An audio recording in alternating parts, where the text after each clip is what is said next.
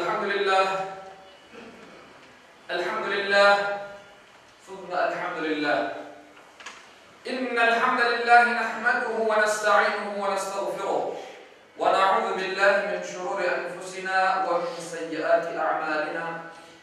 Men yehdihillahu fela mudille lehu ve men yudlil fela hadiye lehu.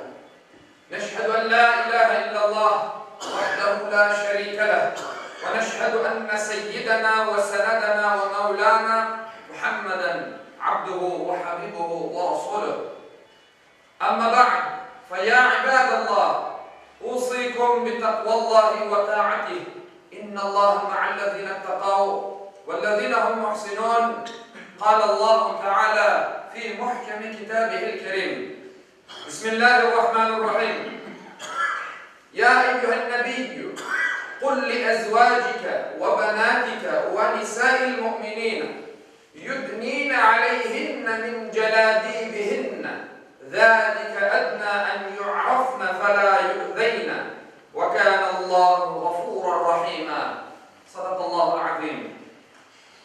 Saygılı ve muhterem Müslümanlar, en güzel şekilde yaratılan insan namus ve şerefini korçalamakla emir olundu. Bunun yollarından biri de ayıp olan yerlerinin kapatılmasıdır. Çünkü ayıp olan yerler kapalı olmaganda arama bakmak, flirt yapmak, zina ve hatta korantalarının dağılması ve milletin bozulmasına kadar menfiliklerge yani yaramalıklara yol açılar. İnsan içindeki haya yani utanma duygusu yok olan, haya duygusu olmayan kimseden ise hayır gelmeydi. Sevgili Peygamber Efendimiz aleyhissalatu vesselam bir hadis-i şerifinde böyle buyurgandı.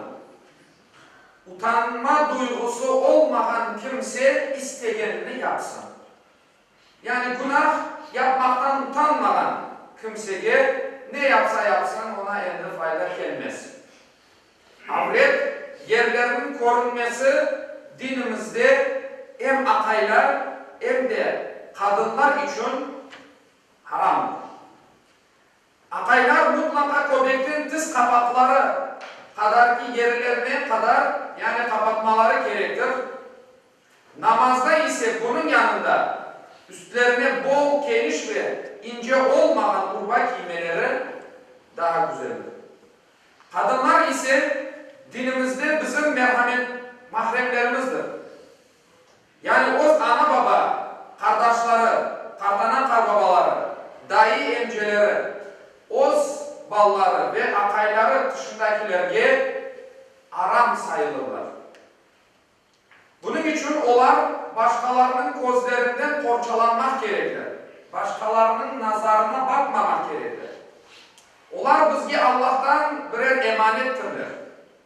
Birer elmas taşı gibiler.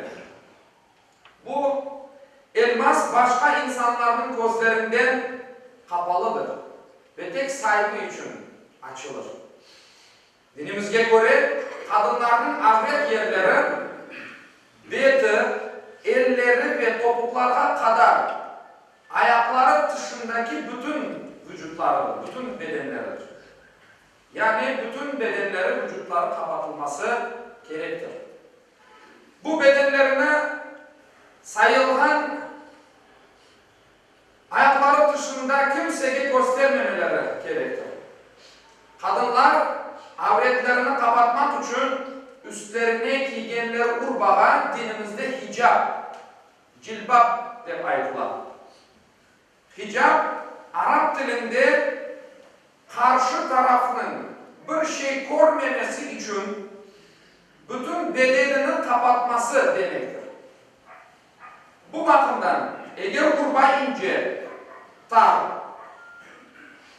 karşı tarafın dikkatini çeken bir kurba ise ya da kadının belli bir yerini göstergen, belli etken olsa o hicab, o örtü, o kurba öz vazifesini yerine getirmegen sayılar ve hicab olmaktan çıkar.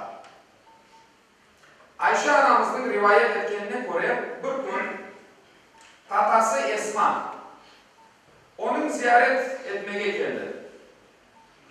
Üstünde de ince bir kurbağa var idi. Onu görgen Peygamber Efendimiz aleyhissalatu vesselam öz bedini başka yerde aylandırıp çevirip dedi ki: ey Esma, kadın hayız yaşına girdi mi?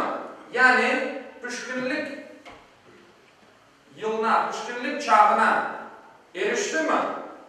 Bedi ve elleri dışında hiçbir yeri korunmaması gerektir deyip buyurgandır Peygamberimiz aleyhissalatu vesselam.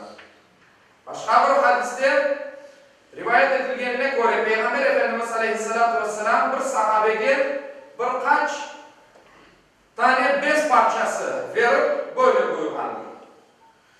Bunların bir kısmını özüne al ve kolmek yap. Diğer kısmını apayına ver, o özüne hicap yapsın. Ama ona ait bedeni korunmaması için tübünden daha bir şeyler giysin diye buyurgandır Peygamber Efendimiz aleyhissalatu vesselam. Dinimiz İslam, akay ve kadının terbiyesine bağlılıktan başlap, nenin aram, nenin helal, ayıp ve sevap olganını öğretir. Bunun için ballarımızı terbiye edeyik.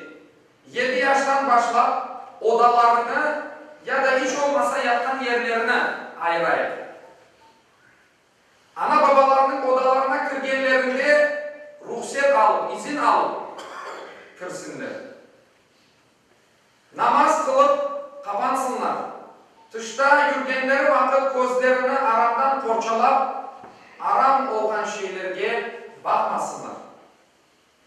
Hutbenin başındaki ayet-i kerimenin manasını hutbemi bitirmek isteyeyim. Yüce Allah Kur'an-ı Kerim'de Ahzab suresinin 59. ayetinde şu şekilde buyuruyor. Ey Peygamber! Kadınlarına, kızlarına ve müminlerinin kadınlarına ait üstlerine hicap, yani bir örtü giysinler. Kapansınlar. Bu onların tanınıp incinmemeleri için daha hayırlıdır.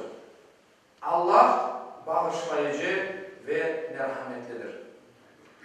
İşte muhterem Müslümanlar, Allah-u Teala'nın bizge emir etken bu kıymetli büyük bir emirde bizim için büyük faydalar vardır. Allah-u Teala buyurar, o kadınların tanılıp incinmemeleri için halkın içinde özüne dikkat çektirgen bir kadınlar, çıplak yürgen, er tarafı açık olan kadınlar kendine dikkat çektirirler ve yanlış yollara girmek için sebepçi olurlar. İncinirler. Daha sonra bunun zararını görürler. Kim tarafından? Erkek tarafından. Çünkü bu duygularını yaratan Yüce Allah'tır. Kimse özüne işanıp da ben özümün nefsine sahibim, hakimim deyip ortaya çıkmasın. Nefis nefistir. Onun için bütün bu aramlıklarda yol açan şeylerden bizler vazgeçmemiz gerek. İşte Kur'an-ı Kerim'deki ayet-i kerime bizlerge la taqrabuz zina deyip buyurmaktadır. Zina, yani bu aramlıkını yapmanız demiyor Allah. Bu aramlıkta zinaya yaklaşmanız değil. Yaklaşmanız bile. Yani bütün bu aramlıklarda yol açan sebeplerine sarılmanız, o sebeplerini bile yapmanız ki o aramlık işlenmesin. Bu kadarına Allah-u Teala bizni bu günahtan sakındırar. İşte onun için Allah-u Teala'nın emrine uyup evvela öz Kur'an'ımızdan başlap apaylarımızda, kızlarımızda ve bütün Müslüman kadınlarına sıralama derece şu: Oz qorantasından başlar deb buyurar Peygamberimiz Allahu Teala. Apayın, kızın ve ondan sonraki bütün Müslüman kadınlarına emret. Onun için Allahu Teala bizge hayırlı evlatlar terbiye etmeye kısmet eylesin. Allahu Teala bizlerge hayırlı evlatlar kısmet etsin ki geleceğimiz namuslu, şerefli olsun. Geleceğimiz açık, aydın, parlak olsun. Gelecekteki bizim kızlarımız ana olacaktırlar. Analarımız terbiyeli, namuslu, şerefli olsunlar. Ve onlar da kendisinden sonraki nesillerine bu cihette, bu yolda terbiye etsinler. Ela inna ahsanal kelamu Allah'ın nizam, kelamullahi melikul aziz allam. Kema qala Allah tebareke ve teala fil kelam. Ve izâ kuri'al Kur'an fastami'u leh ve ansitu la'allakum turhamun. Bismillahirrahmanirrahim. İnned dîne 'indallâhil İslam. Sadakallahu aleyhi.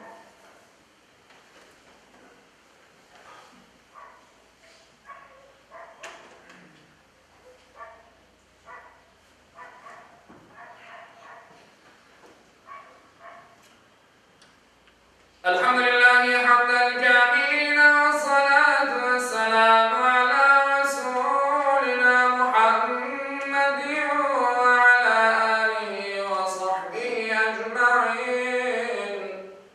Te'azimen li nebiyyi ve tekrimen li fekâmeti şâni şerefi safiyyi. Fekâle azze ve celle min qâilin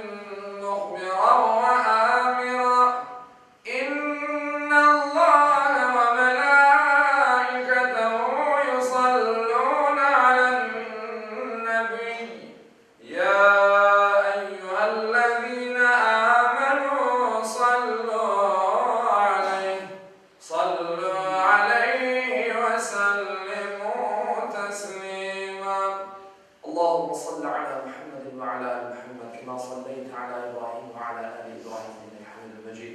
اللهم بارك على محمد وعلى آل محمد كما باركت على إبراهيم وعلى آل إبراهيم إنك حميد مجيد. اللهم وارض عن الأربعة الخلفاء سيدنا أبي بكر وعمر وعثمان وعلي ذوي الصدق والوفاء وعن الأنصار والمهاجرين والتابعين إلى يوم الجزاء وعن كافة المؤمنين والمؤمنات والمسلمين والمسلمات الأحياء منهم والأموات بفضلك ورحمتك إنك سميع قريب مجيب الدعوات. عباد الله إن الله يأمر بالعدل والإحسان وإيتاء ذي القربى وينهى عن الفحشاء والمنكر والبغي يعظكم لعلكم تذكرون ولذكر الله أكبر والله يعلم ما تصنعون. Okunan ayette Yüce Allah buyurar ki şüphesiz Allah adaletini, yaxşılık yapmakını ve soy sopka yardım etmekini emir eder. Edepsizlik, fenalık, isyan edip zulüm işlemekini de yasaklar. Düşünüp uymanız için sizlerge nasihat verir. Cumanız hayırlı ve mübarek olsun.